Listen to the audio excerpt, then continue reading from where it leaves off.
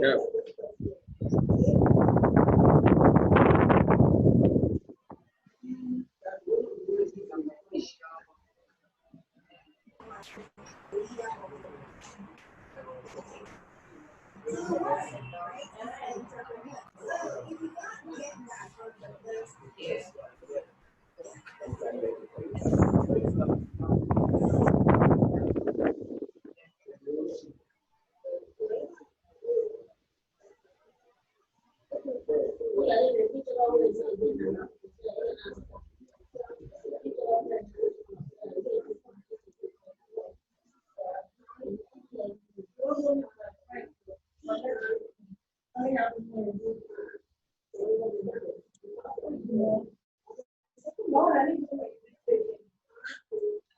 Hello, madam. I can't get you clear.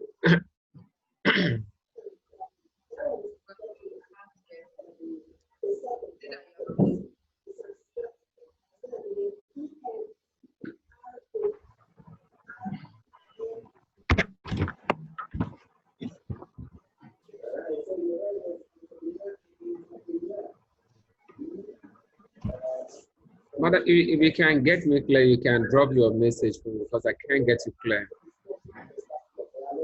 I can't get you. Okay.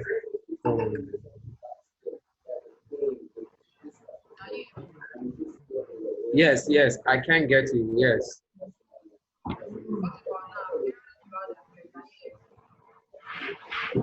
Yeah.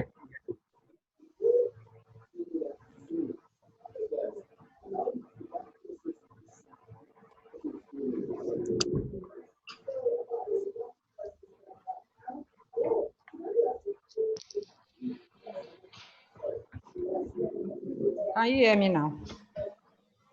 Hello. I can hear you now. You can Yeah, hear I can get you clear. Okay. So, what questions do you have? This is our initial class. Have you gone through your course material? Hello.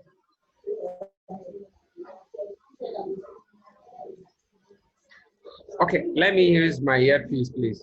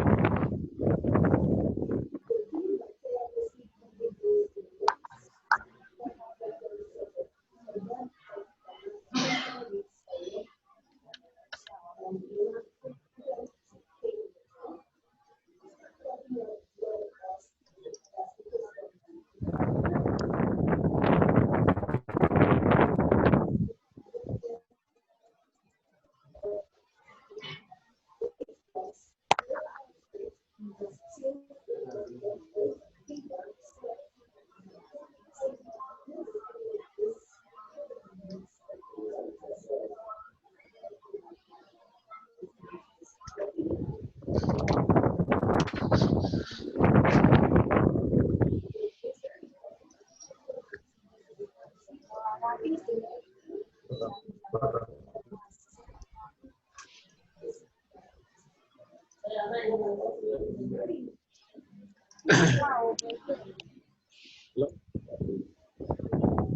Your your audio is too bad. Yeah, we can't get you clear. Okay. So what questions do you have? I'm hearing you.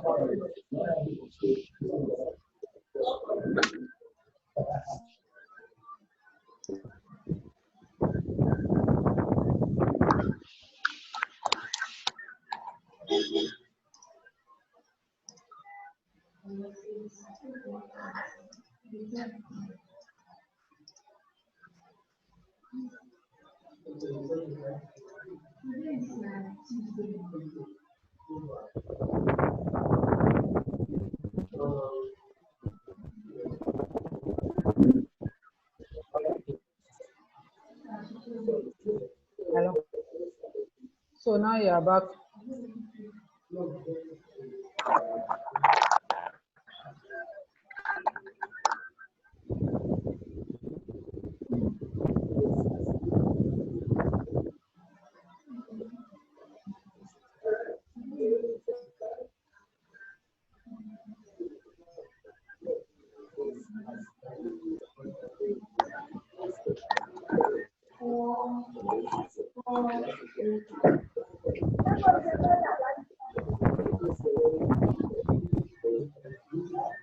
Okay. For this first facilitation, since you don't have anything in particular you want us to discuss, let me start by saying in the first module, you were introduced to the definition of computer and what computer as a machine can do. It has an input unit whereby input units are used to get your data into the computer. It has the processing unit which processes your data and the output unit via which you get the results of the processing of your data. And the module also discusses about the generation of computer, how the computer came in, and several improvements on the technology of the computer.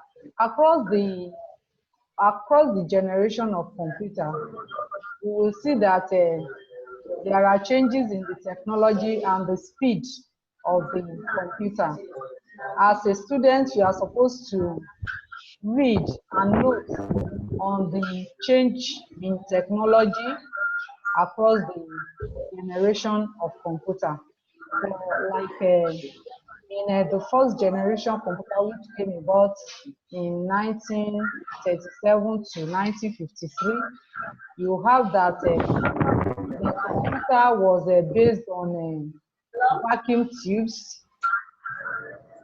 and electronic switches, and by the time and the mode of programming then was the machine language, which is basically in zeros and ones. And by the time we get to the second generation computer, the technology and the language had changed. The language now became the assembly language, in which you code in symbolic terms. It was not only zeros and ones only, but now use symbolic terms like add, sub, and so on. And the vacuum tubes of the first generation had given way to a transistor. And by the third generation computer, we now have the memories instead. So you have to know the benefits of having a computer and how the computer has evolved to what you have today, like your palm top, your desktop, laptop, and so on. And even your phones is a form of computer. And as you know, there are several things you can do with it. And even the televisions you have in your house now are becoming smart, which they are becoming like a kind of computer. For the first, you have to know You are to know the advantages of the different types of different methods of processing your data, like the manual methods, the machine methods, and also the computer methods. And you might want to ask the difference between the machine method and the computer method. When we talk about the machine method, we are talking of non-intelligent machines like your typewriter, your calculators, and co, in which the machine will do the job with human intervention. The machine alone cannot work. It is not automated. It is the human being that will use the machine to achieve whatever. But like your computer, you can set it in automation, and even without intervention, it will just continue to repeat the activities you have set it to do until whenever you now say it should stop. So that's the difference between, say, machine method and computer method of data processing. Hello? Hello? Yeah, I'm getting you clear. I'm getting you clear. You are getting it? Okay. Yeah, now, yes, All right. the question I want to ask you, madam, because you talk about the first generation, the second generation, and the fourth generation. Now, there's a computer that is called now, it's seventh generation. Is there anything like that? Seventh generation now. Seventh generation now. Yes, Can you get me there? I can get you. We have seven generation computer right now. Yes, we have. You see, the course material ends at the fifth generation. And you know that if at the sixth generation rather, but if anything is not changing in this world, you know that a computer is something that keeps on changing every day. And even if you buy a computer last 2 years, by now they will have been talking of obsolete, as in it is no longer current. Computer involves everything, and our textbook and even our course material cannot catch up with the rate of technology improvement in the world of computers. So that is why your course material ends at the sixth generation.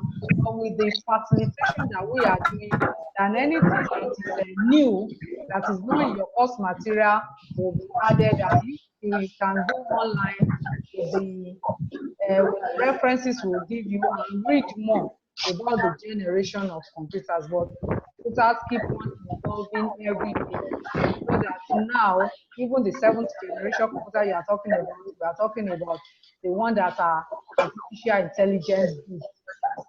So there is seventh generation, and even the eighth generation of computers is even in the pipeline. Okay, okay, madam.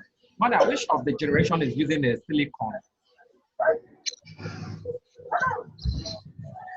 Which of the generation is using silicon? Yes. The silicon is in your second generation computers. The course material will tell you. Now, there was a question I answered in the fundamental. The question was talking about the expansion slot. Now, in expansion slot, the only thing that it can be is sat on expansion slot is a card. So they mentioned a card. It was only, I forgot the name of that card, either network card, something like that. But when I answered that question, they marked me wrong. Because I strongly believe and I strongly understood that anything that you can insert on expansion slot is just a card. It can be of any card. It can be network card, video card, VGA card, and so on. But that was the only option that has to do with the card in that question. When I answer, it might tell me one. But I find out that they gave me the 0. Your TMA1. Yes. What was the question then? So I was really surprised. Though that person I didn't copy it out, but they were asking something about the expansion slot. You know, in a motherboard, we have a slot there, which they call it expansion slot. So the only thing that can be insert on the expansion slot is card. Anything that is card, it can be insert on the expansion slot. For example, like a network card, a VGA card, TV card can also be insert on the expansion slot. So that was the question. So they gave option for only one card, and I answered that the card is the only place that it can insert in a expansion slot. But I find out that they gave me 0 on that question. So I was surprised.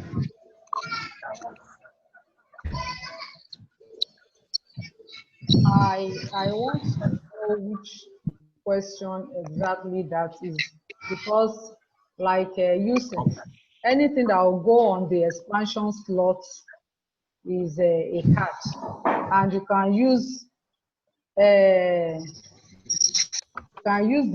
depends on what the manufacturer programmed there. Most often than not, like this, your RAM, it can come with a minimum RAM, and there will now be a slot where you can use to extend the RAM of your system. And looking at, I've tried to look at the questions for your CMA1. I'll see if there is any error in that question, but I don't believe there's any error in that question.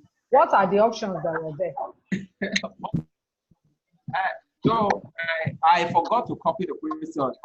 It's human that imputed the questions and the answers. Sometimes they can omit it. So I just felt that way, that they can omit it, because there are some questions to be answered. They give you 2 answer questions, 2 answer, and that option are correct.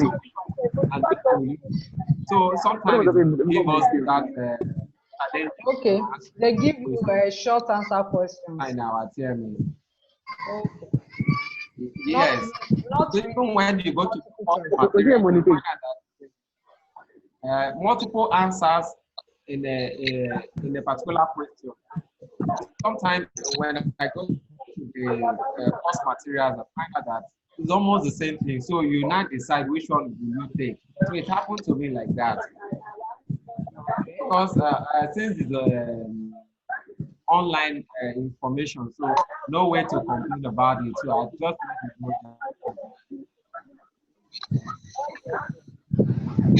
okay. I'll look into that. I'll look into that. Okay, madam.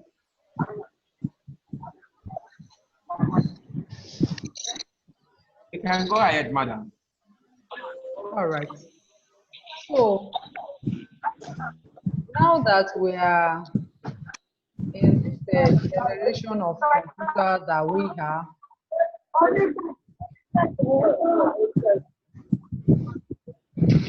and the generation of computer we have now, most computers are digital computer. You know, we have an analog computer and these measures, but the digital computer, they can't, and is usually, it is not a continuous wave, it is a digital, either high or low.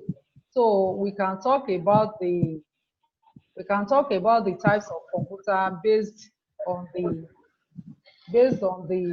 measurement. So in that aspect, we can have an analog computer or digital computer, or we can have a combination of the two, which we call hybrid computer. And such hybrid computer are built for special purpose, and they are usually used in aeronautical appliances and in the aerospace. So these are computers. And you can also classify computers based on their capacity.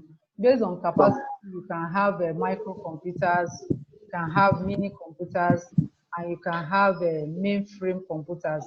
Also, we have supercomputers that are used for specialized purposes, like the aeronautical and the meteorology that I earlier mentioned. And your personal computers that you use fall into the category of microcomputers. And microcomputers, you have different types. You have the laptop, you have the palm top, you have the notebook, you have the netbook, you have the desktop. And the mini computers, they are special purpose computers also, that they are built for a special purpose. They are in between the microcomputers and the mainframe computers. The mainframe computers are very large, and they occupy large spaces. So we can also talk about computer viruses. We all know what a virus does.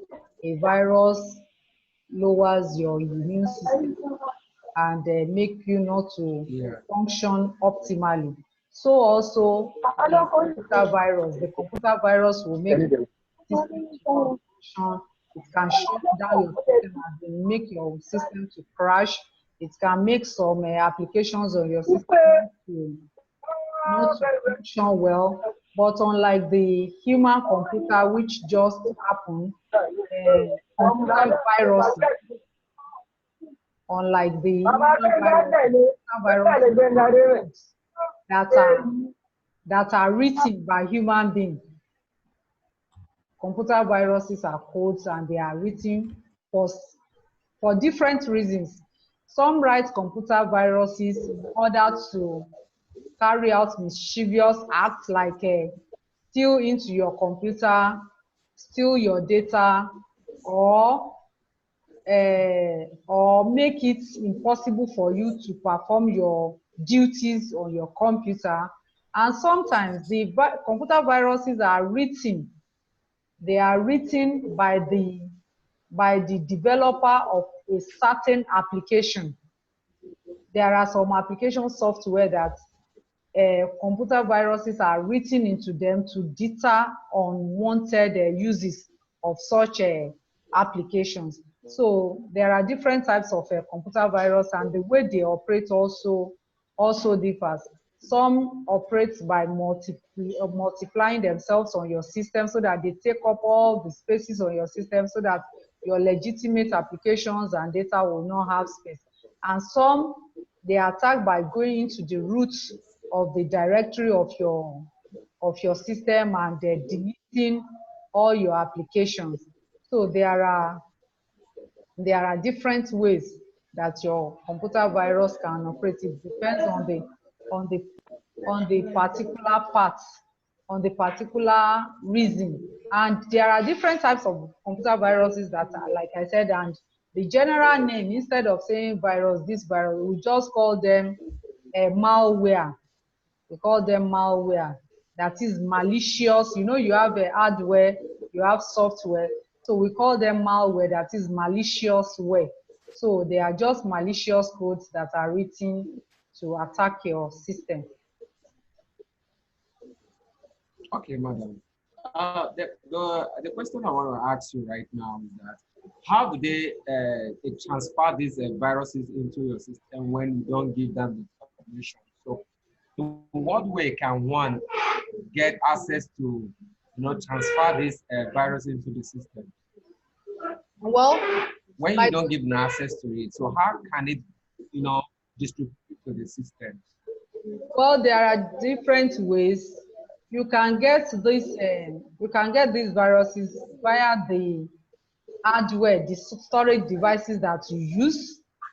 So that is why you see some people, when you want to use your USB, or in those days that we use diskettes, when you want to use your USB on their system, they will tell you that no, we are not taking flash drive from you, because your flash drive can harbor such computer viruses. So some people will prefer you use CD on their system. You can also, now we are in a global village and we are all interconnected, we are all on the internet. So with or without your permission, these malwares can get into your computer via the internet. You go to the internet, you surf the internet, you download some things, and these viruses can be attached to some of these downloads, some of these data and apps that you download from the internet. They can be attached to them and through that get into your system. But the major way that even if you are a stand-alone system, that your system doesn't go on the internet, then the only way you can get it is through all these input devices that you use on your system, all these input and storage devices. But if your system is on the internet and it has IP address and so on, then you can get this virus whether you give the permission or not. Yeah. So the best way is to have a strong, antivirus software that you install on your system, and there are even, you know, like computer technology is evolving every day. So also all these malware, they are evolving every day. So there are new ways of attack every day. So even that is why most of your antivirus, they will ask you to come and upgrade and update them, because there are still new things that are coming up that your antivirus might not be able to protect you against. So by upgrading this antivirus software, then they can incorporate new virus, new techniques to combat some virus attack on it.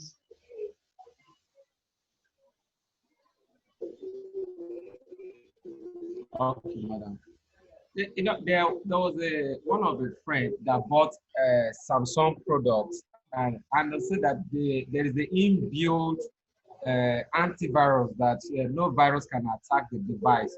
So I was really surprised that like Samsung products cannot. Well, if a friend of yours bought a device that said no virus can ever attack it, yes, that is as of today. They have put all the counter activities that can combat the viruses of today. But what of the viruses of tomorrow? So tomorrow, such appliances might have become obsolete, because as they have made that device that no virus can, some people will now make it. There are some mischievous hackers that will now make it their duty to see how to break down that device. So tomorrow it might not be so secured again.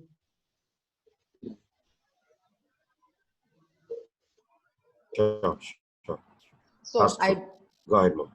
So I believe at now all your questions are advanced questions. So I believe you know all the rudimentary of computer science and the computer as a whole. You know what a CPU is. You know what a CPU is. You know what an input device is, and examples of input devices, and you know what an output device is.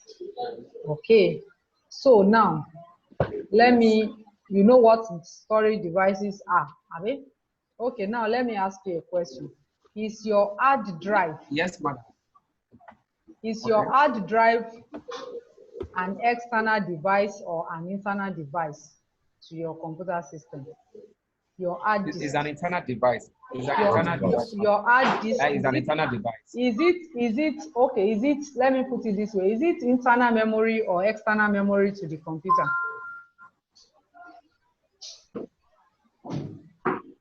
Internal memory.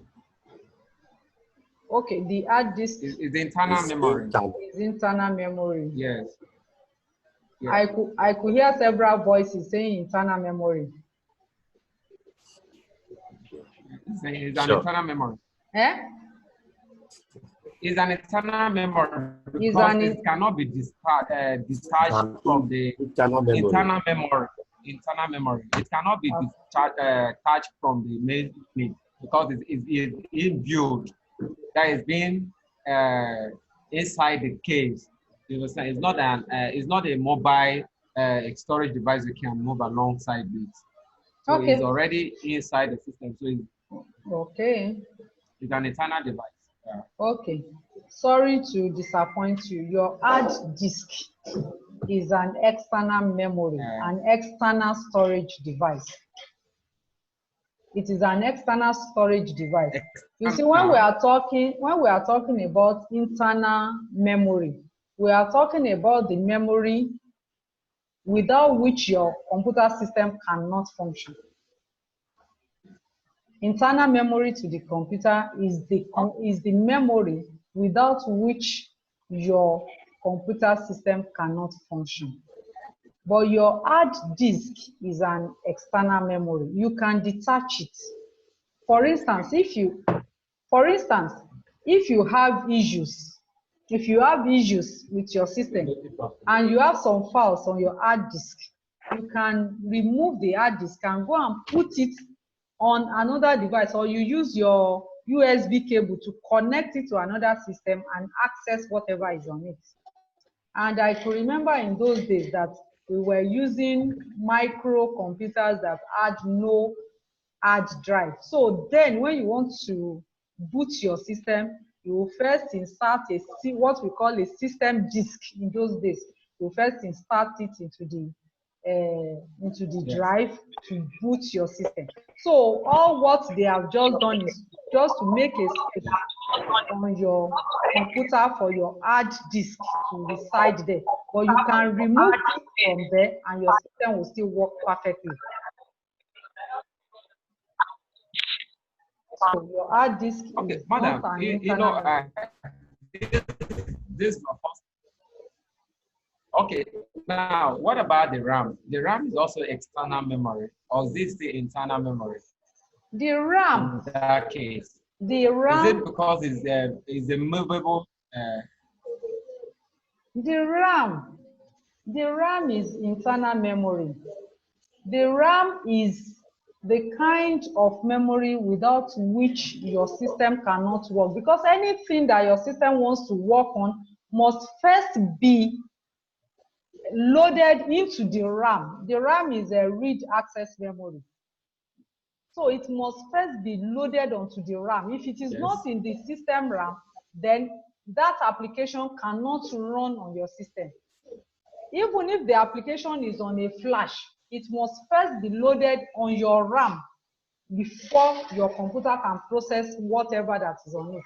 Even if every data that the computer is using is first loaded, even if it is on your external storage, it will be taken from there, loaded onto the RAM. So without the RAM, your system cannot work. But now, the capacity of your RAM will determine the number of processes that your computer can do at all at once, because you know everything that it wants to work on must be loaded on the RAM. So if you have a small RAM, as in terms of gig or megabytes or whatever, then that means you cannot have too many simultaneous processes at the same time.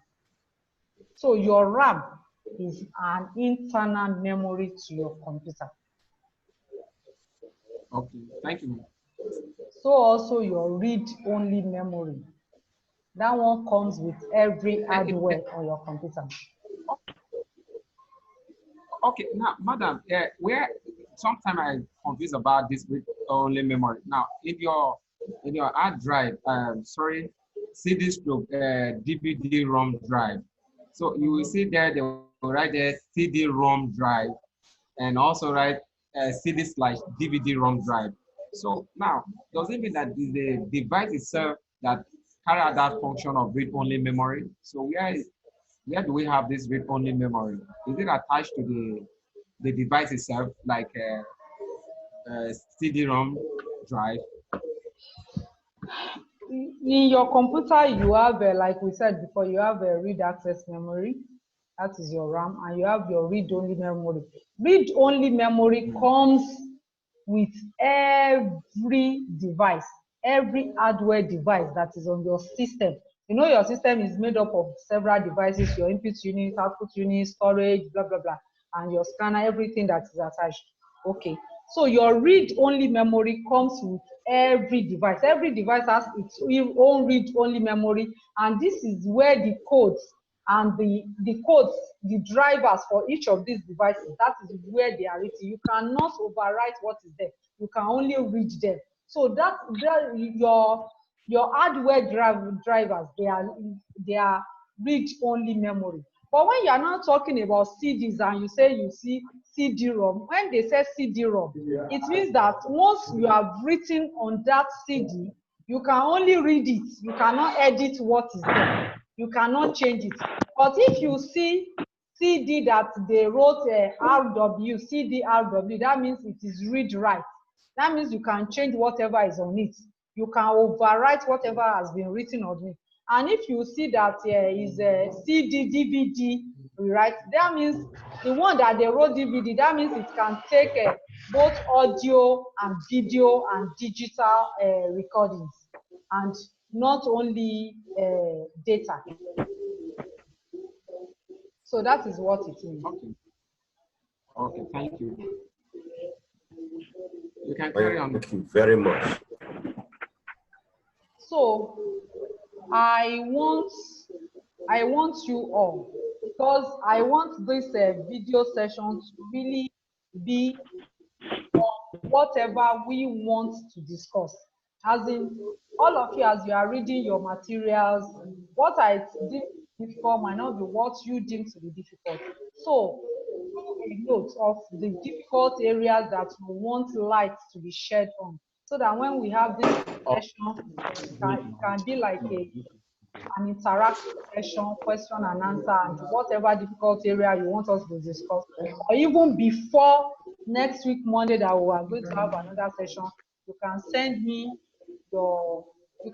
messages on area where you want the next session to touch, so that I will have prepared ahead. And if there are extra materials that I can get on those topics for you, then I'll come with them and we can share. Is that okay? Okay, madam. Yes, that was Thank you very much. I have a question now. All There right. was a particular virus that destroyed almost 3 of my computer systems, that they call it Odinga. Have you heard about such a virus? They call it Odinga. I've heard about it. I've heard about several viruses. I've read about Friday 13, on and so forth. Several are still imagining, even as we sit here talking. People are still thinking of other ways to make life difficult for people and be mischievous. I just know all devices are just hacking tools that people want to use to hack into your system and get their hands on the very classified data. Okay, madam. Since we are also in the computer district,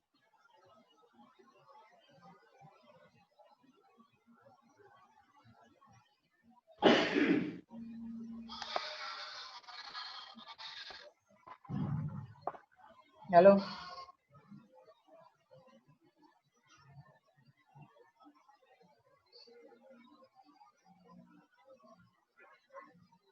Network is not stable here.